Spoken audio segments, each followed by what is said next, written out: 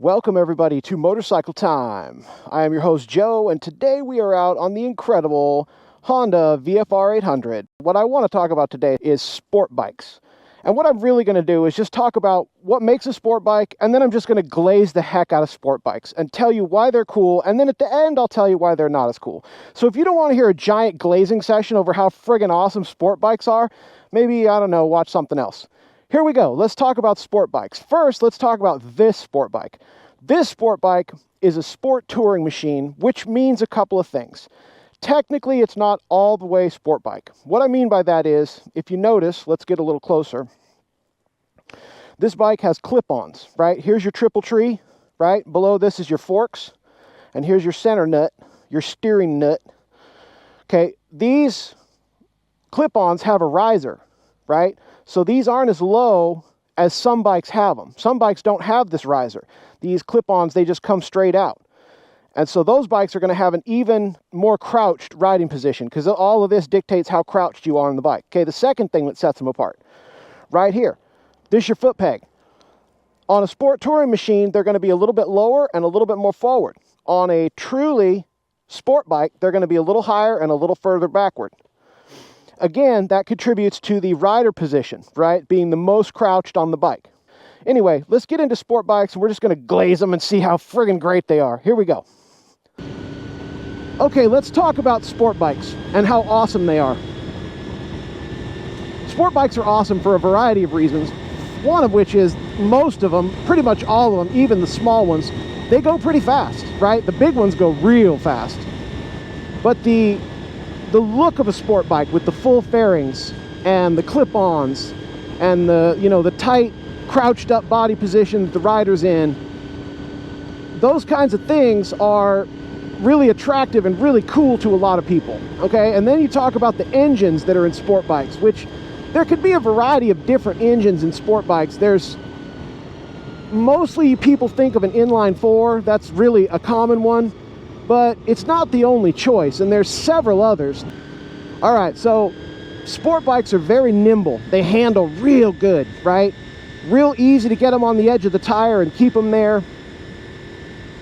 They don't necessarily have the best low-speed maneuvers if you're trying to do a lot of low-speed maneuvering where you're doing parking lots or cones or any kind of like really tight stuff. Sport bikes really only struggle once you get down real low. If you're just doing regular speeds like this, they're fine. Okay, the other part, I guess, that I think the reason sport bikes are so fun is we talked about the engines a little bit, right? The different kinds of engines. Almost all of the engines used in sport bikes, pretty much universally, are pretty friggin' hot, right? Like you can rev them, right? They like to be revved. They're built to be revved. That's what that engine does. It's a rever. It revs. And I think a lot of people really like that. They really get off on that. That's a big, ooh, this one's a tight sweeper here. That's a big deal for a lot of people. They really like the ability to rev that engine hard and get the revs up.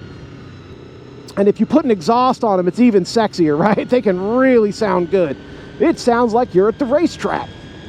Okay, and that's another thing I think that's worth mentioning is if you have like Valentino Rossi fantasies, right? If you have like top rack Razgak-Lioklu fantasies, right? If you're like you've got a MotoGP racer or a Moto America racer or a World Superbike racer that you're into, the only way you're going to get to live out your little fantasy is to actually take your ass to the track, right? Like that's the only way you're really going to get anywhere close, right? To be your Marc Marquez or whatever it is you're into, right?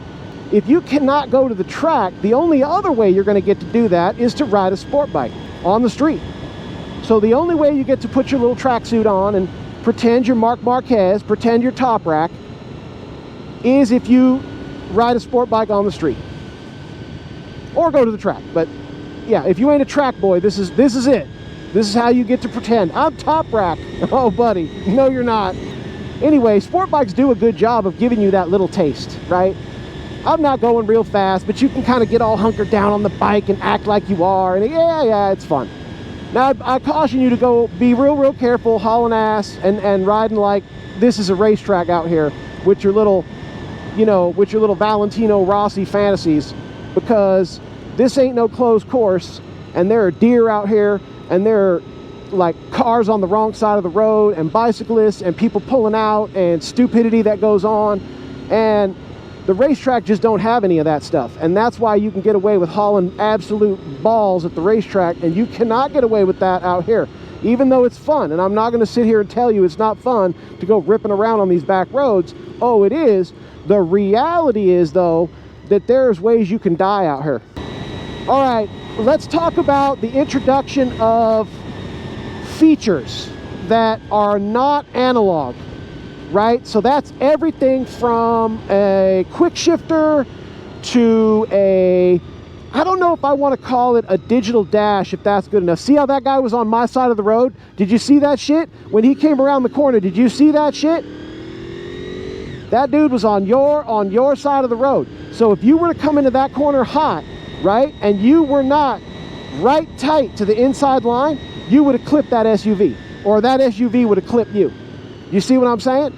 That's why this ain't no racetrack out here. As much as you want it to be, and I want it to be. Imagine this road closed, where there were, you know, it was closed and nobody was out here, and you could just go. Oh, it would be amazing, but you can't do it. And you need to resist. It's one of the things that'll get you killed out here, is overriding, going too fast on these turns, not seeing something coming in time. That's what it is. It'll get you. I don't know if I call this enough of a digital dash. Technically, it has like a Casio watch, you know, OG Texas Instruments level of like liquid crystal display LCD digital dash. I barely consider those to be digital dashes, right? Okay, so they did introduce the liquid crystal display. They went away from the analog gauges, and now you've got LCD. All right, all right, all right. That's more, not exactly what I meant. I meant more along the lines of that you now have things like an IMU, things like rider aids, things like traction control, wheelie control, that kind of stuff, rider modes, different things of that nature. I don't really know exactly how those are making sport bikes better or worse. It only matters to people who are like either a strictly analog rider and they really get off on the analog riding, where they really don't want a bunch of digital stuff, they don't want a computer controlling things, they don't want any of that. Or there's the people who don't care about that stuff at all, in terms of, like, they're perfectly happy to ride it, I guess is what I'm saying. They're fine with it. So there's people who like it and people who don't, and both are fine. It's just a personal preference, in my opinion. Okay, this thing is really fun.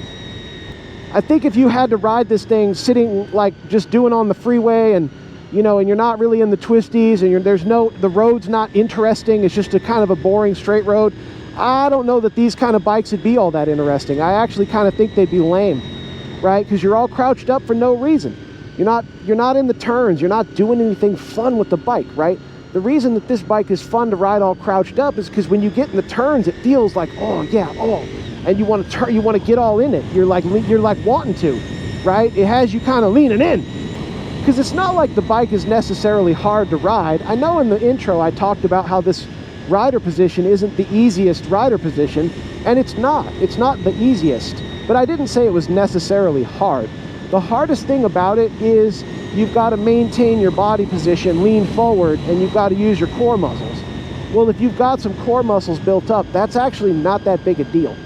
There's all kinds of stuff that are all over bikes now. You got charger for your phone, a TFT dash, you've got auto blipper, you've got traction control, wheelie control, rain mode, street mode, sport mode, mode, ala mode, and some people like all that stuff, and that's cool. I'm not telling you not to do it. I'm just saying, for me personally, a lot of that newfangled dash stuff I don't find sexy. I don't find that appealing. It's kind of like, oh, I roll my eyes a little bit.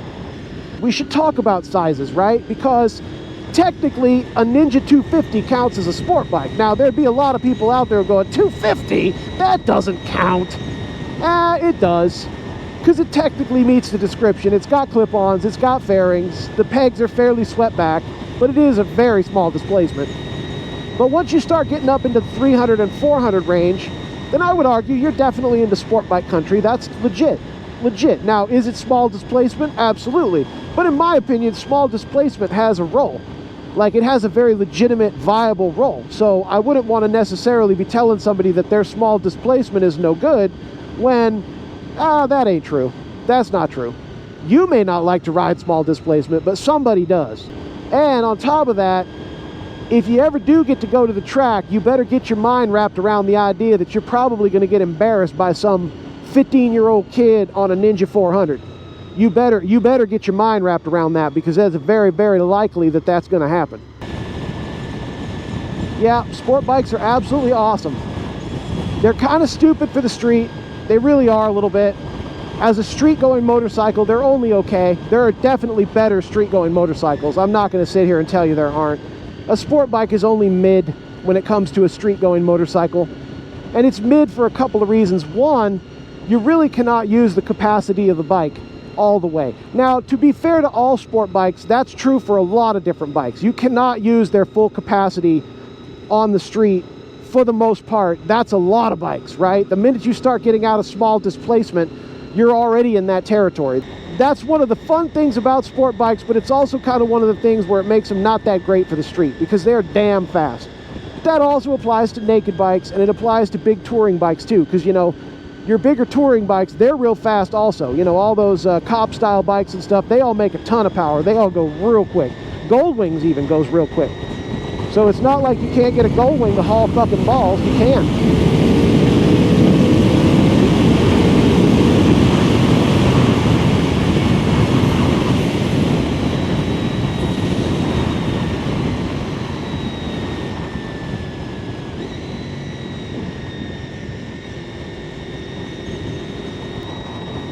Oh, God, dude. The slowness. Hopefully these guys are all going to go to Cazadero. Everybody turn off and go to Cazadero. Come on, come on. Go to Cazadero. Do it. Oh, we got two. Yeah, nice. Thank you.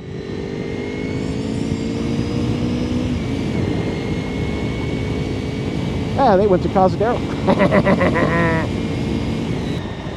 Okay, so sport bikes go real fast. Even the smaller displacement ones will go 100 miles an hour. A Ninja 400 will easily do 100. So even the small ones, when you get up to the big ones, they get real scary. Leader bikes are no joke. We've already discussed that on the channel. And once you get up to the ones bigger than a leader bike, like a Hayabusa or a FJR 1300 or something like that, they're even faster. And those bikes are like scary fucking fast.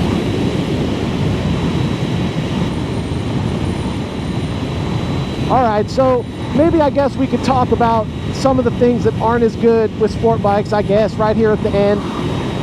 So the crouch body position, that can be tiring in the back for some people. The crouch body position can tire some people's knees out. The crouched up knee position can be a bother if you've got sensitive knees. Sport bikes can put your hands to sleep. If you lean down hard on the bars, if you're leaning down hard on your clip-ons, that can put your hands to sleep. So that can be a problem for riders, more so than other bikes. Okay, fairings. Fairings look awesome, and they do a pretty cool job about keeping the wind bubble off of you, right? To where you've got some wind protection from the speeds you're doing, which is really cool. But fairings have to be taken off in order for you to service your bike. So if you've got service work to do for your bike, you've got to spend half an hour taking fairings off and half an hour putting them back on. And that can get annoying. I'm not going to sit, I mean, I've done it now on two bikes, and both of them are annoying. Even this bike, and this bike's fairings are fairly simple. It's just a couple big parts, and they do a decent job of making it real easy. The other Honda's got like 4 weird parts that have to fit together just right. So it's all right. It makes it, you know, you can do it, but like, it's something to think about is all. When you deal with a naked bike, you don't deal with that. A lot of sport bikes, the seats are not very comfortable, right? It is not meant to be ridden for long periods of time on that seat. That seat is not for that, okay? So they're not necessarily awful, I guess. Like, dirt bike seats are worse, but only barely, something like that. Dirt bike seats are worse, but only barely, okay? So most sport bike seats kind of suck. So if you're in the saddle a long time, you can reasonably expect that there's going to be some hot spots on your butt cheeks. So I'm not sure that there's a more fun way to enjoy a set of twisty roads than on a sport bike. maybe you could argue a naked or a supermoto, or maybe you're a cruiser guy like I am and the cruiser thing is your bag. Sure, but I would suggest that a sport bike is probably where you're going to have the most fun. And I know I picked on the fairings a little bit back there, you know, I was complaining about them, but like, they really look awesome, right? Like, fully faired bikes just look good. They look good. Now, I'm not saying a naked bike can't look good, or a cruiser with all its chrome and stuff can't look good. Of course they can. Of course, of course. I'm just saying, fully faired bikes look good. They do. Yeah, if you like to ride in an aggressive, forward stance, this is the way. The sport bike is the way. Like I said, they're not perfect for every single thing. They don't do every job flawlessly, and there is some stuff that you won't like about them.